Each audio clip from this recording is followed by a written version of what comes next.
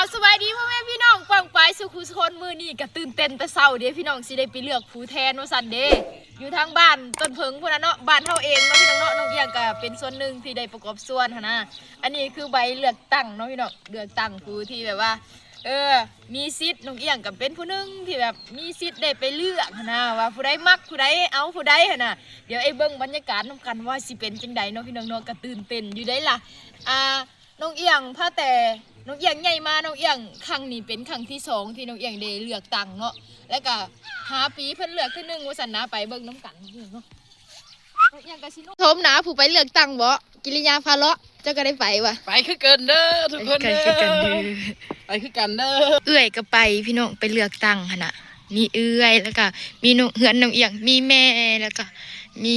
เอื้อยมีพี่อ้ายล่ะไปเนาะเดี๋ยวตอนนี้เพิ่นจัดการเลือกตั้งอยู่ที่โรงเรียนเด้พี่น้องอยู่ที่โรงเรียนเนาะเดี๋ยวสิพาทุกคนไปเบิ่งน้ำกันว่าสิเป็นจังไดคนสิหลายบ่เนาะอันนี้ก็บรรยากาศทางไปบ้านทางไปไอ้นั่นแหละเนาะทางไปโรงเรียนนั่นแหละเนาะเบิ่งเด้อซื้อตัวเองจื้อเอาเด้อจื้อเอาเด้อซื้อตัวเอง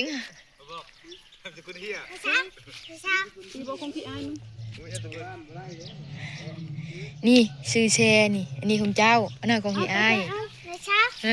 อันทนายบ้านเสียอันเอาเงิน2 ชั้นเด้อพี่น้องนามสกุลนี่นามสกุลเฮียนามสกุลเฮียนี่นามสกุลเฮีย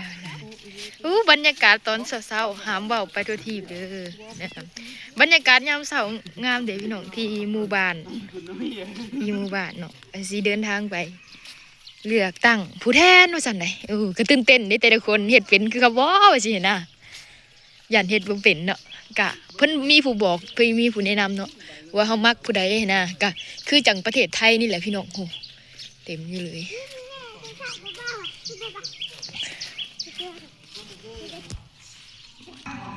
เด้ฮอดแล้วโรงเรียนฮอดโรงเรียนแล้วค่ะพี่น้องเส้นทาง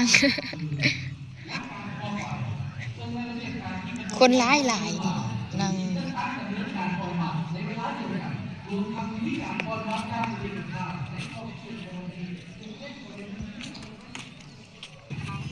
บรรยากาศคนมาถาเลือกตั้งเลยพี่น้องเขายืดแล้ว2 3 4คุณตัวมาอย่างคุณตัวมาอย่างไปไม่รีบมึงเสียเลยไว้เซ็นประธานอันเขาให้เด็กหน่อยได้นั่งอันนั้นฮะด้วยประชาชนบ้านต้นเพิงบวกบ้านเรางามพวกเขาเข้าสู่พิธีเนาะ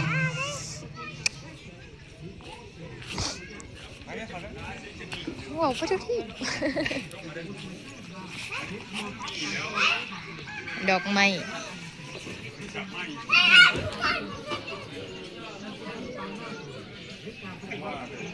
มาเลือกตั้งพวกเขาจะได้รับพาเข้าสู่พิธีไทยโดยปอนบัตรเลือกตั้ง64นครไกรสอนก็คือหน่วยปอนบัตรของบ้านต้นเพิงบวกบ้านเรางามพวกเขาเนาะสนับประทานทุกท่านที่ได้เดินทางมาฮอดแล้วกระเบนให้ยับเข้ามาทางอันต้นประธานสิเนาะเพราะว่าเขาสิได้เฮ็ดที่เคารพธงชาติเนาะเคารพธงชาติก็คือเคารพธงของประเทศเขาเองเด้อพ่อแม่พี่น้องเขาถ้าได้ยินเสียงทั้งข้าพเจ้าประชาสัมพันธ์แล้วก็ยับเข้ามาเนาะคนนี่วันนี้นุกำลังงับต้นประธานเนาะเพราะว่าตอนนี้พวกเขาจะได้เข้าสู่พิธีไขข้าพเจ้าไขโดยความตั้งใจพวกเขาจะมีแชร์ยันก่อนนี่เนาะเอ็งยันฉะนั้นสิได้ไขก่อนจังไปดิพี่สมาชิกสภาแห่งชาติสุดที่10และสมาชิกสภาประชาชนแผงสุดที่5ฉะนั้นบ้านต้นเพิงบวกบ้านเรางามของพวกเขาก็ได้มีหน่วยปอนบัตรโต๊ะนี่แหละ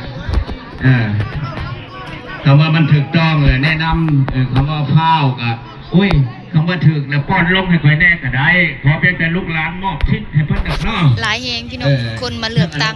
2 หมู่บ้านหลังจากนั้นแล้วก่อนแล้วเอาใบยั่งยืนในมาพี่ยืนในเพื่อนแล้วไปโลดเนาะแซมบักแกน้องไปเฮ้ยกันอยู่ยากพี่ มายืนไปยังยืนทั้งนี้จำกาให้ แก้ ก่อน น้อ แล้ งไป ว เซนี่ แล้วก็ถือว่า เจ๊ เนาะ อุ้ยจื้อ ไป กันได้ ตามได้แล้วฟังใจตัวเองแหละ จื้อกันได้นี่ เขาเฮ็ดไปตามขั้นตอนมันถูกต้องแล้วก็บ่มีปัญหาหยังเบิดเนาะ เท่าหนูหน่อยนี่เท่าหนูหน่อย นี่มาพี่ อย่าแก้น้องลายแชมป์ น้อยมาพี่เทปไปแกคนน้อย ให้เง บรรยากาศพี่น้อง ใบยาว บรรยากาศการปอนบัตรเลือกตั้งเด้อกะสิประมาณนี้ล่ะ ใบยาวกับปอนลงเหือบสีขาวเนาะเพราะว่ารายชื่อเสีย นี่แม่ ชื่อสียง ผู้ น เฒ่าเอาไว้ต่อ มีอันน้อยมีน้อยคนแล้วก็หลายคนเนาะ28กับ7เมื่อย่างซ่าก็บ่ให้เกิน1 โมง 2 โมงเนาะถือว่าให้สำเร็จเพื่อสิสรุปรายงานแล้วก็ส่งหัวคะแนนเนาะแต่ว่าหัวคะแนนนี่เพิ่นบ่ให้ค้างคืนเนาะตลอด24 ชั่วโมงเลยแล้วซ้ำโมงเช้าก็แม่นไป3 โมงเช้าบ่ให้ไปเป็นมื้อใหม่แน่ใจเพิ่นบ่ให้เป็นมื้อใหม่เด็ดขาดเนาะอย่างซ่าก็บ่ให้เกิน6 โมงแรงขี่มันก็เลยบ่บรรยากาศพี่น้องนี่เลือกตั้งก็จะยัง อนุกรรมการอาวุโสเนาะผู้เพิ่นอีนั่นแหละซอยเพิ่นเด้อคือทางพ่อตู่พรมาจากบ้านเรางามให้มอบให้ทั้งอนุกรรมการซอยเพิ่นแดเพราะว่าอิงใส่ คนร้ายแหงพี่น้องเบิดมือเบิดเว้นนี่ยังบ่แล้วน้องอย่างสิได้กลับแล้วน้องอย่างปอนเดียวแล้ว แต่ว่าบ่ได้ถ่ายให้เบิ่งเนาะเพราะว่าหยังมันยากเนาะมันหลายคนแฮงน่ะพี่น้องเดี๋ยวเบิ่งคลิปที่น้องเอียงอัดคลิปให้เบิ่งหั่นเด้อเนาะแต่ขอบใจที่มาเบิ่งแต่ต้นจนจบน้องเอียงก็ขอตัวเมื่อก่อนบัดนี้บ๊ายบาย